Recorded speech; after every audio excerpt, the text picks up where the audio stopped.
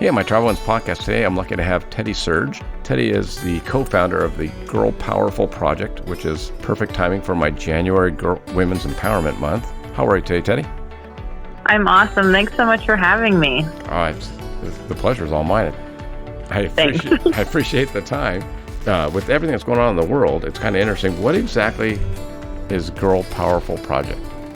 Sure. So my sister Sonya and I founded Girl Powerful in 2014, and we based it on social and emotional learning. So that means your social skills are being taught to you by a mentor or a teacher, or your emotional skills are being validated. And children these days, especially now, need to know that a parent, a teacher, a mentor is there to make them feel seen, valued, and heard, so they're not feeling lonely or isolated. So basing a 10-week curriculum that we wrote on social and emotional learning is where Girl Powerful started. And then we published a book. And then we have worked with over 2,500 girls in and out of school systems in Los Angeles. And now that we're virtual, we've been all over the country, which is really, really awesome. We've had girls from 30 states now. Oh, that's awesome.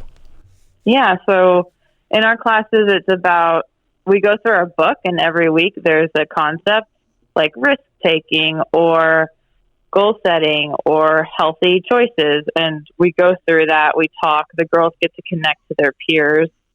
And what I really like about being virtual is that everyone's lives look different. And through the screen, they can even hear about a girl in Missouri's problem or victory, and it sounds and looks a lot different than theirs, and they can also, and then therefore they can find gratitude in what they have, or also come back to the present and be like, oh wow, maybe that wasn't such a big deal, and I could have maybe reacted in a different way. So I feel like holding a space for the girls has been really cool, that they can learn from each other, and then we, like Sonya and I, and then the guest mentors we have, are just really there holding the space and kind of guiding the conversation a little bit. But really, the girls are getting to talk to each other, which is really what they need right now.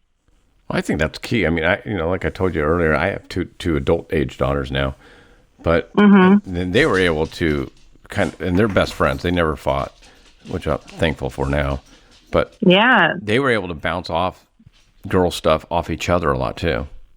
And if like my wife is a single child, so she didn't even have a brother or a sister to bounce anything off of.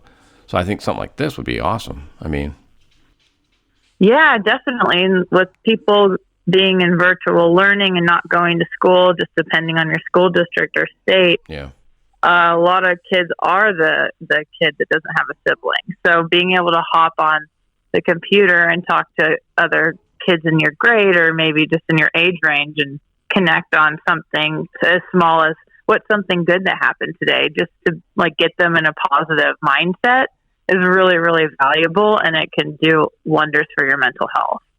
Well, and I obviously as a boy and now a man, I never knew all the things women and girls had to go through until I saw my daughters go through it. So I think that's really interesting, though, because a lot of people always ask us, well, what about the boys? And as a parent, you're mentioning, it does look and sound different, doesn't it? Absolutely. It's tell me more. I want to know. well, as a boy, I never dealt with I got acne and whatever, and I stayed active. But girls can be biting. I mean, they can be a little nastier in some ways, and it's Go ahead. I think it's really important for girls, and this is something we also teach, is communication skills. And and a lot of feelings come up, and we have different hormones than you guys do. So there's a lot of different things pumping through a 13-year-old girl's body than a 13-year-old boy's body. Exactly. And so when you're seeing, girls being catty or gossiping or tearing each other down, it's coming from a place of lack in themselves or insecurities, but that's a bigger adult conversation. In the moment, we just have to validate the girl's feelings and give her tools how she can build herself up, so then therefore she's not going to tear anybody else down. Well, I guess that's it too. Is I've talked to my wife about this a bunch, but when boys prepubescent and then once they hit puberty and whatever, we're all about the same. I mean, yeah, guys go, oh, you can't shave yet, or you don't have chest hair or whatever. But girls is a little different. It's like your body, if a girl hasn't hit puberty yet, her body hasn't changed yet, she's not going, and then all of a sudden the hormones start hitting you, and it was interesting going through that. Well, yeah, there's just so much comparing, right? So there's a window of like probably 4 years a girl is hitting puberty, and so looking over in class at Jessica and she's got breast buds and you don't, or Karen started her period and you didn't. It's these really weird what's wrong things. with me, and and a lot of parents don't even have the tools to talk to you about that, and that's not like parent shaming, but it's just an awkward thing no one really talked to us, like millennials and older, about. So this is like all very new to be so open, and Generation Z is so open that they're gonna have like a totally different life experience, I feel like, because they're learning how to communicate and share their feelings and talk about the things that we never talked about, like money and bodies and periods. Like,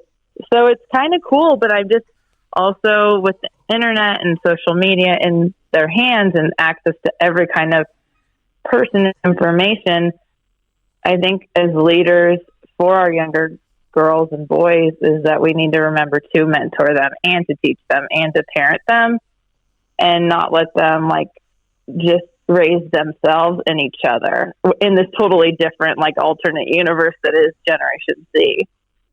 Yeah. It's interesting because I told my daughters growing up, women with flat chests want bigger boobs. Girls with big boobs wanted smaller boobs. Girls that were taller want to be shorter. Girls that are short want to be taller. Exactly. Girls with flat hair want more volume hair. Girls with volume hair wants flat hair. Yeah, it's true. Girls with big noses want smaller noses. Girls with small noses want bigger noses. It's like, you got what you got, So you got to learn to be happy with what you have. And, you can change some things, obviously. But, but my daughter, because my oldest daughter is 5 foot even. And her baby sister is 5'6". So that's Sonya and me. I'm a little short. I'm the older sister, and I'm shorter than my sister. Yeah.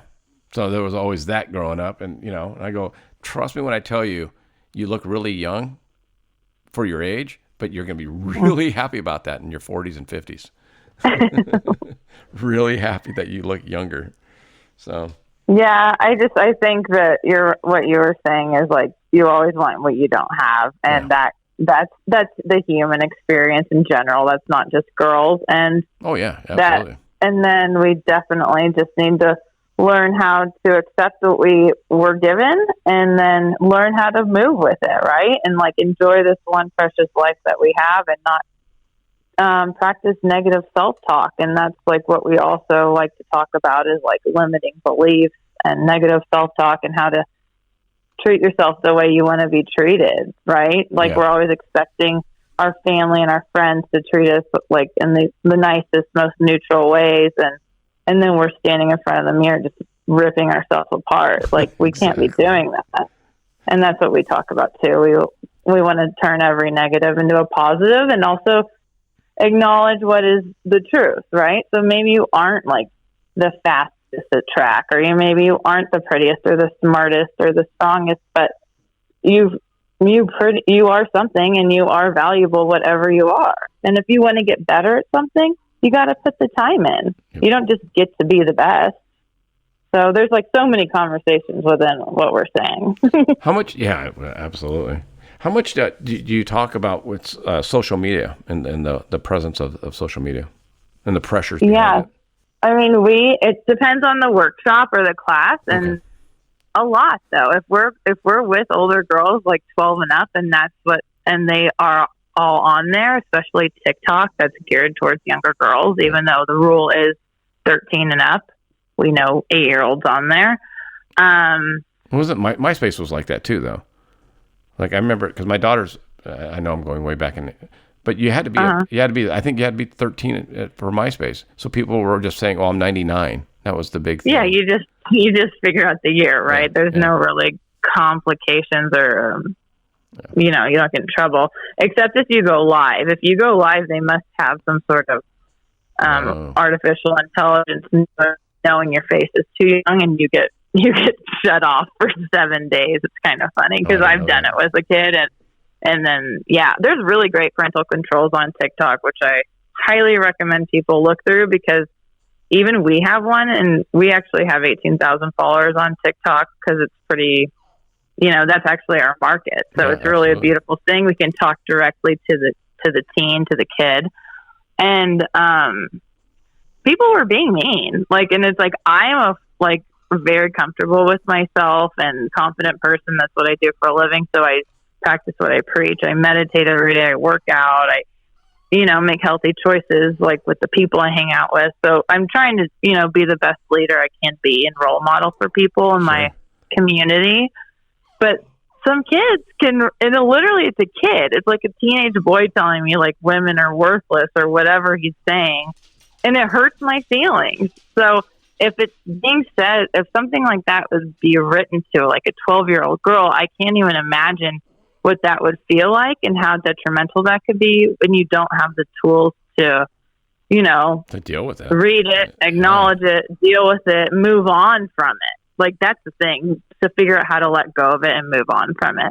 So back to what I was saying about TikTok parental controls, you can put in words that would probably hurt your kid's feelings, like ugly, fat, stupid, those kind of triggering words, and your kid would never know that that comment's just going to go into the middle of nowhere. They're never going to see it. And I think that's the coolest thing ever. And I feel like Instagram needs to do that too, because it protects people. I want that on my account. Whatever. Yeah, there's so many words. I think I pulled out 25 negative words from my brain and I plugged it in there, and I was like, these little kids are never going to get to me again. But look, that's me protecting myself. And that's something that as an adult you can do, and that's things we need to teach the kids about or protect them, because they are kids. I did that on Twitter. I took out Trump, Biden, Harris, Pence, election. Yeah. I put those all in block words, and also my Twitter's great. See, but that's really smart of you to take control of your own day, right? Because all those things can be triggering and toxic. Yeah. And that's what we have to know how to navigate, what works best for us. And some people love to talk about that stuff, and it doesn't, make their blood boil. But me, I don't even have a TV in the place I'm staying in right now, because it's just, I don't care. I don't care because it doesn't make me feel good. Yeah. I'm with you on that. Yeah. Yeah. So they got it's really.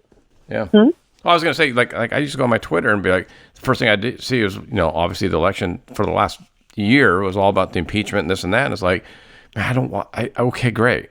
I want to get that when I want to get it. And instead of just being, or when you seek it out. Right. Yeah. Right. I still stay in touch with what's going on, but I don't want it to be I don't want to scroll through 50 stories to get one that I want to read about right now.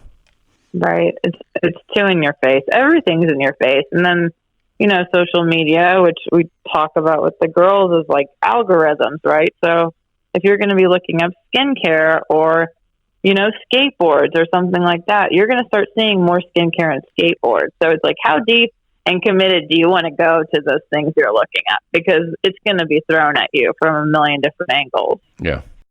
Wow. We could go all day with this stuff. I love this. How much traveling are you doing for Girl Powerful right now? No, I was going to say, and then obviously how has the lockdown and virtual affected it? Yeah, so we were doing give back weeks. So we would leave LA and go do 6 workshops in 4 days in Missouri and rural America, because I feel like rural America gets looked over a lot. I feel like when you're looking at poverty and socioeconomic backgrounds of people in bigger cities like New York, LA, Chicago, wherever, there is a slum, there is underserved, there is, government housing, and that's where we used to volunteer a lot in LA, is government housing. Yep. But they have the people like me and like the people like you and like the people that are more aware and do the work to go help and give back and give services and donate money and donate time. Rural America doesn't have that. And so when we would go to the Midwest and Texas and Missouri, and like a lot of things did get canceled because of COVID, but we would see the saddest of the sad, the poorest of the poor, girls that had never had a clementine, like mini oranges or grapes, and we're acting like we were giving them like the feast of a lifetime, and they felt like they're, I had one girl, we brought Jimmy John's sandwiches sponsored, and we brought fruit platters, and they were like, this is like I'm on vacation on a boat. Like, so, yeah,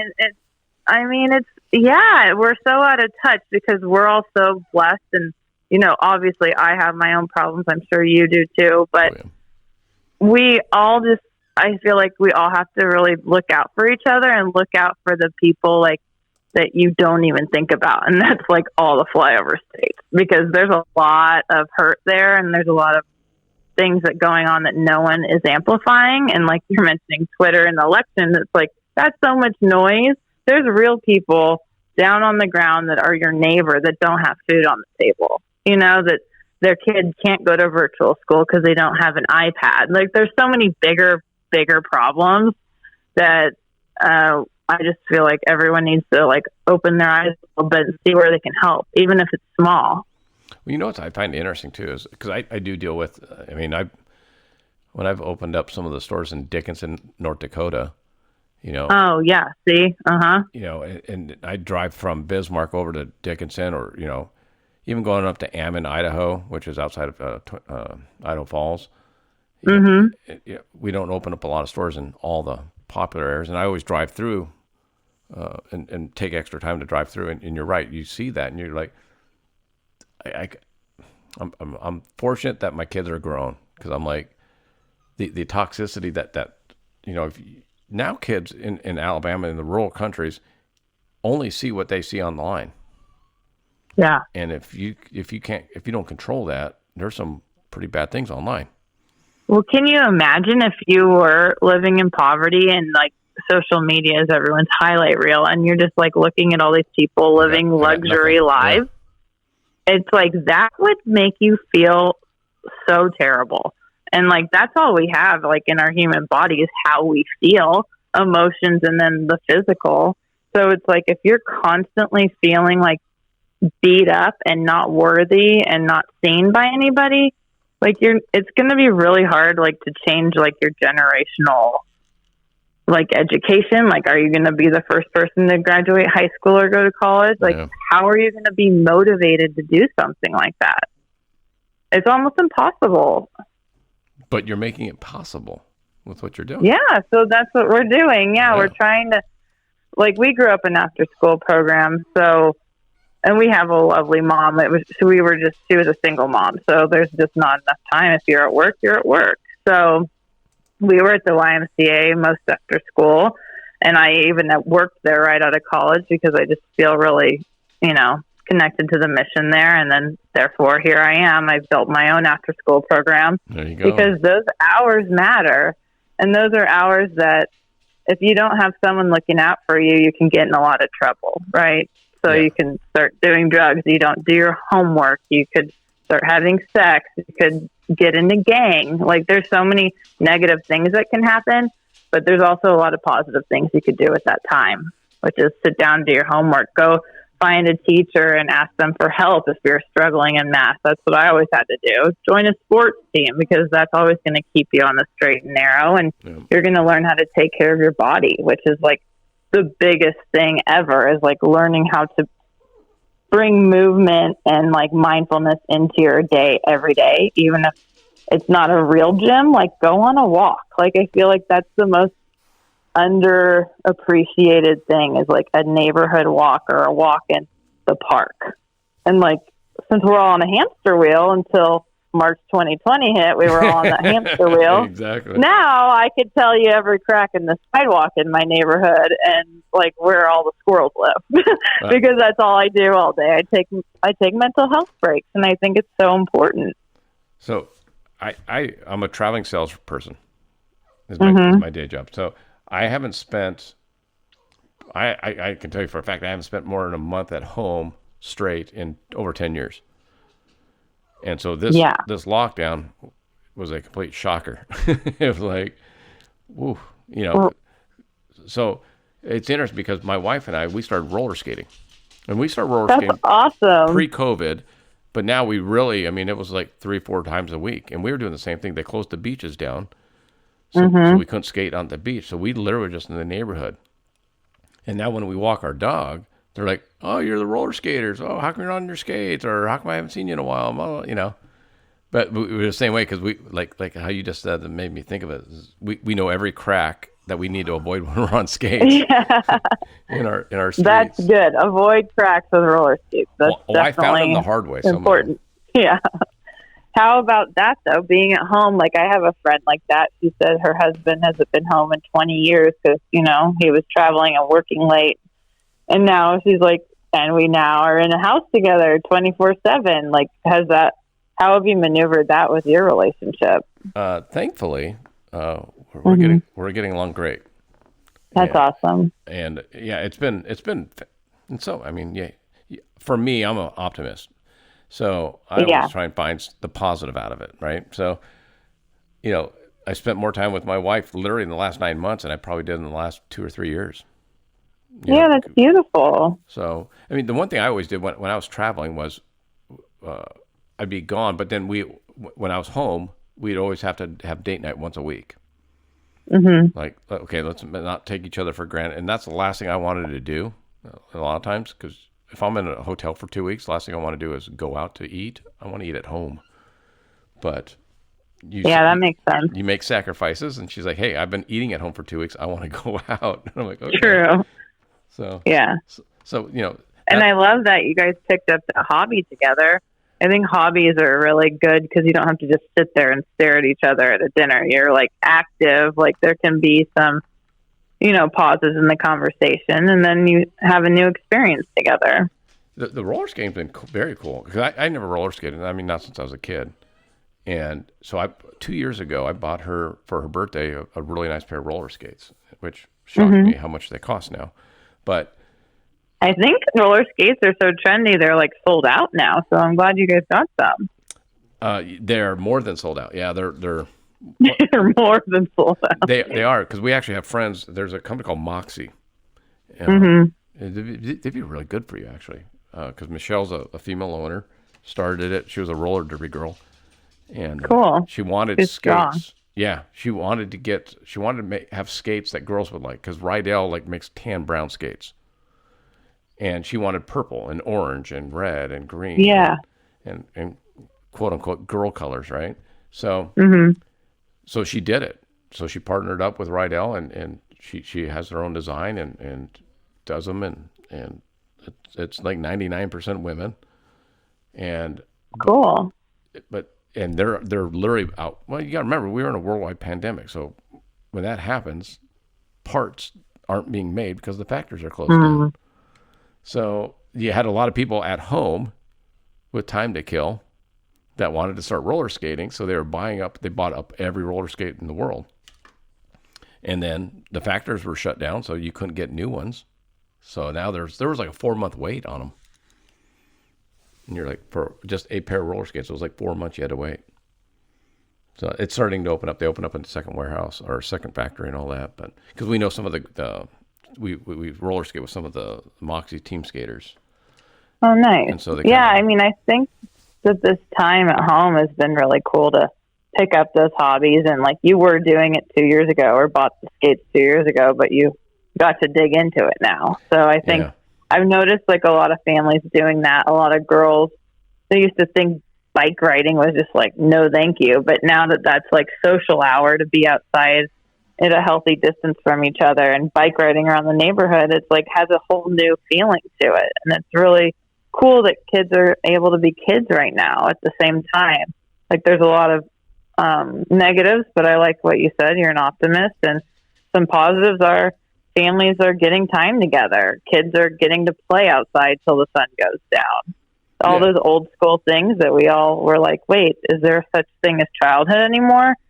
This time at home and the pandemic has given back some of that quality time with yourself and with each other. I totally agree. And it's kind of with what you're doing with the Girl Powerful is, you're making it okay for girls to talk about how they feel. And maybe, I think I'm just trying to think internally.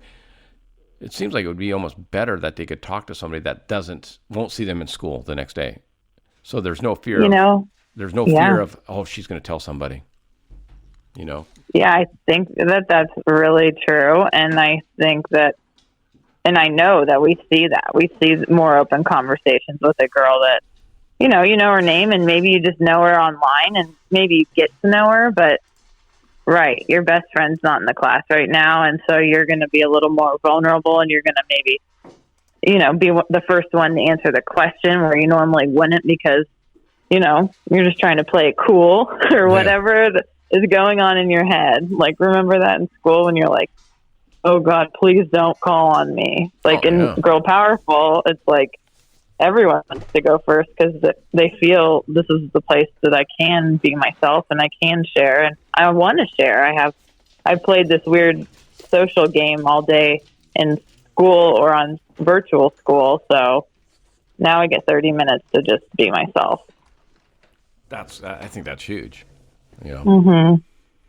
So what do you have going on right now?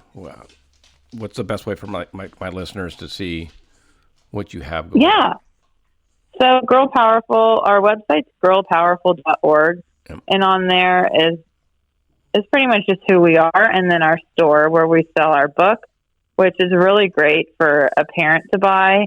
And then I love to hear and see parents do the activities with their kid, because I think that question, the old question of how was your day, and your teenagers being like, oh, it's fine, and then the conversation's over. Yeah. If you do a prompt from the book, they're not really yes or no questions. So you're going to get a real answer, and you're going to be able to connect. And I think if you're talking about self-love or doing a body scan together or meditation, then you're going to get to connect with your kid in a totally different way. And you're going to get to role model positive behavior, which I think that as a teen that didn't get a lot of role models that were doing positive things, to see someone doing something healthy for themselves, you're going to be more inclined to do the same thing because you're just going to model their behavior. So I think if you could get our book, that would be really helpful to you and to us. And then we have this really awesome Girl Powerful card deck, and it's based on affirmations. So every card, there's 64 cards, say something like I am statements, which a lot of people use every day. Mantras, right? Mantra based, healing and affirming what they want. But then it goes a little deeper than that. One, I'm pulling a couple cards right now. One says, movement awakens my creative side. Say out loud 2 of your favorite ways to move. Now go do them. So it's kind of like if you're bored, you could pull a card, or if you're at the dinner table, you could pull a card for the family and everyone could talk about something. There's other things like my thoughts are crystal clear. Identify 2 short-term goals you will accomplish this month. And I feel like short-term goals are so important right now because we don't know what the world's going to look like in a year or 6 months. So if you can kind of hone in on short-term goals so you can have feeling of accomplishment then that would be really a positive thing for a kid or a parent or a family unit to do together. So that's what we're up to. We do virtual summits every quarter. December had one, the biggest one we've ever had. Everyone was quote unquote a celebrity, had a big following, had a verified Instagram account. And I mean, it's valuable, for the sake of marketing. And those people have done a lot of amazing things to get that little blue check mark. I don't like valuing people like that, but it does show that Girl Powerful is being seen by, the people we want to be seen by, and they're partnering with us and volunteering. And in those workshops, we're going to have one in February. We're going to do like a Galentine's self-care summit. And nice. The segments look like this. Someone's going to come on and cook. They're going to lead a cooking session because it's important to learn about food and how it fuels your body. Not like, learn to cook to take care of your family and stay in the kitchen and old school, conversations around cooking. Right. But I think the most empowering thing you can do is learn how to cook for yourself. So you're not driving through the drive-through and putting toxic things in your body. And I think cooking is actually very, very beautiful, and it's a really great way to connect with people. Nice. So we like to teach cooking, because if someone doesn't teach you how to do that, then how do you know? You're missing one of the skill sets you're going to need for life to take care of yourself. And then we always do skincare and hygiene, because hey, we all need to make sure we're taking care of our bodies. And then we always do a movement and a meditation. And then Sonya and I will lead an empowerment segment, and it normally involves journaling and sharing. So keep a lookout for the February Girl Powerful Summit, because it's coming, and it'll probably be the biggest one yet. And we're going to keep growing, because there's more girls out there that need powerful, positive mentors to look up to. And even if that's through a screen, that is one of the, positive things about social media. You can use your platform for good, and you can, put out into the world what you want to see and what you want to be. So only follow people that inspire you and take control of what you're consuming. It's really important. See, that's why I totally agree. And cause I had this, my girls grew up, they're 25 and turning 27 in a week and a half. So they kind of grew up, I think it was about sixth or seventh grade when they got their phones, and it was a big deal. And yeah, they needed their phones to be like their friends. And so I just, for me, I always told them, I said, I would have hated it, because when I was out getting in trouble, my parents couldn't find me. Right. Like, I knew I was going to get in trouble when I got home, but I was going to have fun until that happened. Totally. And I said, the last thing I'd want as a kid was a leash. So. Yeah, they're being tracked. That's for sure. And that was the biggest punishment I had was, I'm going to take your phone away. No. It's like, okay, well, let's do it. Like, for me, it was just the opposite. I'd be like, cool, here you go. Now you don't know where I'm going. Phones are like, you think it's freedom, but maybe it's not. Yeah. And so, but having to deal with that, I think it's so key what you're doing. Thank you. So keep it up. Thank you very much. We love what we do. It's beyond a passion project. It's what Sonya and I do full time, and we just keep growing and growing. And we really appreciate everybody that joined in and volunteered or given us a platform, like you're interviewing us, like that kind of thing. It's really important to us to just keep going and keep growing. Did you start your podcast already, or are you about to? Yeah, so we're going to start our own podcast in 2021. Perfect. Soon. It'll probably be when everyone's listening to this, which is exciting. Yeah, that's why I want to make sure, because I'll make sure to put the link in so they can go right. Yeah, it'll be called the Girl Powerful Podcast. We're going to use a formula. The audience is for women, because every time we talk about what we do for girls to a teacher or anybody, one of our peers, they say, oh, I wish I had that when I was younger. I needed that. And that's always the feedback.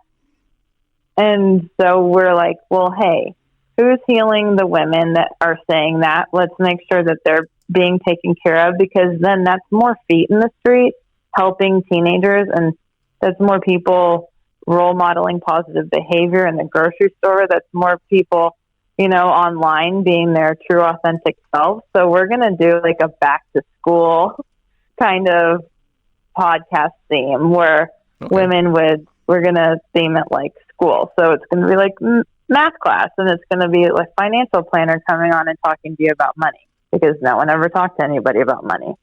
And we're going to do PE, and Sonya and I are going to go try something new, like a new kind of workout or something like that, and then give our opinion. So it's going to be really fun and like edgy, and every week will look a little different. And then obviously we're going to have guests, so that's exciting. But we're going to call that a substitute teacher. So it'll be cheeky and cute, and yeah, it'll be fun. It'll be a good way to keep growing our network, and that's what's so important with a nonprofit, is to grow your network so you can grow your donors, and that's how this happens. People donate. So I was going to ask you, how often or how much of your time is spent trying to get donors? Fundraising. Yeah. I mean, I'm the main fundraiser. Sonya and I have totally different skill sets. Okay. And most of my time is about connecting with different kinds of people or brands, and therefore at the end of that or in the middle of our relationship, yeah, I'm definitely going to be asking you for money. And that's okay. And like, that was something I had to learn and like understand there's no ego involved in that. I need sponsorship dollars so these girls can come to class at zero cost for them or their family. And hey, I was that kid. I was that kid that wasn't able to go to the camp I wanted to go to or play tennis that week because my mom couldn't pay for the clinic. So I think I never want to turn a kid away, and I always want there to be enough for Sonya and I to be taken care of and the girls. So that's what we fundraise for, and it's been working, and I have been digging more into bigger grant writing and that sort of thing, but it's hard. I'd rather, honestly, I like working with people, and I feel like I'm more successful when I talk to a donor or a brand before spending hours and hours on this grant, and then no one even tells you if you're going to get it or not, and you normally don't. So I would rather just talk to people and see where it goes. Yeah, I get asked quite often about, like, other podcasters have reached out to me and DM me and said, "Hey, how did you get all these guests?" And I'm like, I just asked, but I asked without expectations. Love it. Mm-hmm. It's not personal. No. Yeah.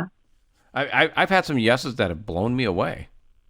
And I'm like, why would this Grammy Award-winning person want to talk to me? But they said yes. So see, and that's what's so great. It's so great. If you don't ask, you'll never know. And that's true. Yeah. And a lot of people are so scared of that ask that it's just like, well, and that's what I was telling you. Debilitating. For me, if they say no, or usually it's a no reply, it doesn't bother me. Mm-hmm. It doesn't affect my day. And for me, like my bosses, I've had a lot of people ask me, well, are your bosses with your day job mad? I said, well, last year I had my largest year ever in sales because I think having the podcast made me focus my time more. Because I was like, okay, well, if I'm going to have this interview now, I've got to make sure to get my orders in sooner, or I got to schedule this. So it just made everything more efficient for me. That's smart. Yeah, makes sense. So my boss was like, hey, if you keep exceeding your sales goals, keep up with the podcast. That's cool. So. Yeah. Yeah, and it's a creative way for you to connect and have different conversations. Yeah. I mean, we all love our boots, but you got to talk about other things too. Well, and but see, for me, it was perfect because when I'd go out, and like I said, I'd be on the road for a week or two at a time. I'm always talking. I'd be at a show. I'd say, so what do you do for a living? Or I'm on an airplane. Sure. I kind of wanted to set this up, my podcast, to be more like if you and I were sitting on an airplane. I said, oh, so what do you do for a living? Oh, that's cute. You should do that. I have a girl power. I run a nonprofit for girls. Oh, I'd be like, oh, what's that about? And you'd go, well, right. That's kind of the gig. You've been practicing on the planes your whole life. I had no choice. Yeah. Yeah. And also my daughters, the technical people that had helped me literally get the apps and the programs and all that stuff on how to actually do this stuff. So talking's the easy part. That's good. I'm glad they helped you. Oh, they had That's like our mom. She's always like, can you help? And I'm always like, Sonya? Because I just don't have the patience. Which, bless Sonya, she does. See, I'm just the opposite. Like my one daughter is super chill and her and I are very much alike, so she'll just figure it out. My other one has no patience. My older Yeah, one. I'm not about to. Yeah, she has no patience. I'm not about to help. Exactly. I help all day is my job. I'm like, I'm off the clock, Mom. Exactly. I think that's just having two sisters. That's Yeah. That's why I had two Yeah, daughters. she's lucky she has two daughters. Exactly. Boom. You get different things from different people. Absolutely. And same thing with the wife, So from her, I get, stop talking so much, let your guest talk more. I'm like, okay. I think I did a fair share of the talking today. Well, that's because I've been reminded enough times to keep my mouth shut. Thanks, wife. Exactly. And she doesn't listen to my podcast. She doesn't listen to them. She goes, I hear your end, so I don't need to know. So it's just funny. That's funny. You're like, hey, a couple more clicks would help me. So can you download it? Well, no, I make sure I do that for her. Yeah, okay. So you go to her devices. It's so weird. The algorithms are like that, and you kind of find out, like, it's just bizarre how the whole social media thing works and how it changes. Yeah. Yeah. Constantly changing to trick you or make you buy something else or make you think you're not enough. Well, so thanks, Instagram. I interviewed, actually it'll air in 2 weeks, a guy who is an actor, here in LA. His wife's a sports host, but he became TikTok famous. He has 342,000 followers on TikTok because he had a couple of skits go viral. So now that his skits are going viral, he's literally talking to producers about making a show about the skits that he did on TikTok. Oh, wow. So he might get a show on TV because of his TikTok. There are so many blessings with this stuff, and it's really cool how fast the world does move sometimes, and how he has like 7,000 followers. Yeah, he has 7,000 followers, or what I think on Instagram, and 342,000 on TikTok. Yeah, TikTok. It's pretty cool how fast your stuff can get picked up and seen by people. And I think that'd be great for you, for powerful. Yeah. We did. We had a couple of videos get over 1 million views, and that's where we got our 18,000 followers. Mm-hmm. But we have to crank out content all the time, and it's hard because you're doing all these other things too. We actually just got a couple of girls, teen ambassadors, to make content for us, and that's what the kids want to see. They want to see each other and hear from each other. So that's what to be expected from us in 2021 also, is like big growth on TikTok, and that's just the teens talking to teens, and Sonya and I will be there to like help formulate like the messaging and stuff like that, but it's going to come from them. Yeah. Isn't it weird that you're the old girl now?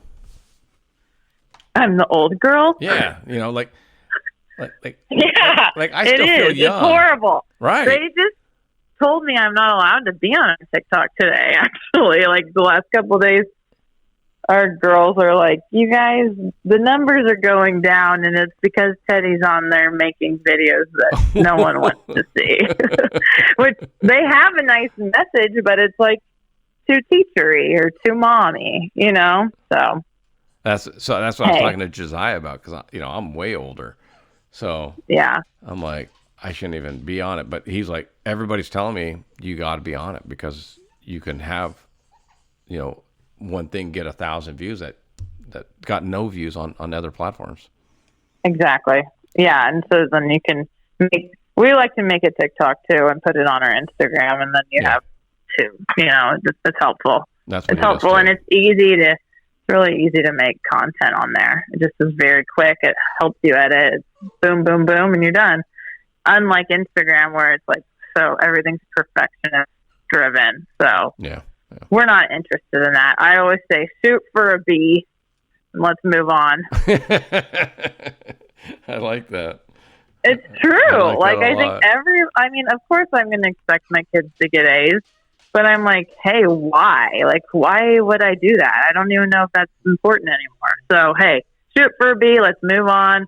Be nice to people. Let's, give back. Let's do good things in our community and have fun. Everyone, remember to have fun. This is our life. Let's enjoy it. Even if we're in a pandemic, let's find a way to laugh and dance and jump around and go out in nature and surf and, all the good stuff. When my daughters were in college, both of them, I was like, with the degrees they were going to get, I said, I don't care if you get a C- or an A++. Mm-hmm. Because I'm telling you right now, once you get out of college, with what your degrees are in, no one's going to ask you what your grades were in college. Yeah, what were your grades? They'll ask you where you went, and I hate that question in itself too, but Correct. That is a question.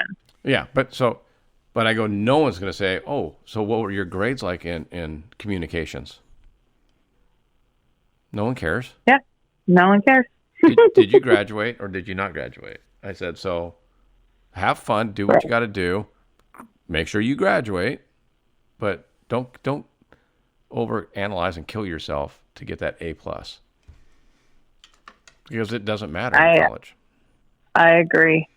I think it's important. That's a really good parenting thing to say, because stress and anxiety is through the roof right now, and people don't need that extra pressure to get some A that, like, if it wasn't really like how their body or brain works and it was so much of a struggle, like, there's nothing wrong with passing grades. So you pass. Well, let's go. Because I said, unless you're going to go into be a doctor or a lawyer, where you need your undergrad grades to get into your master's or whatever. Sure. I said, you're not doing that program, so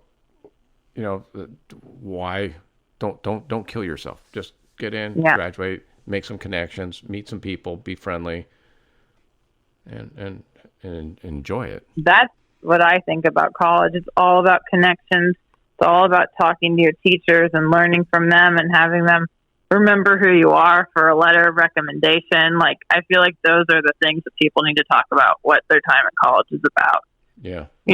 Making a network that you can go out into the world, and when you need a favor or a job, you have people to call because they remember you.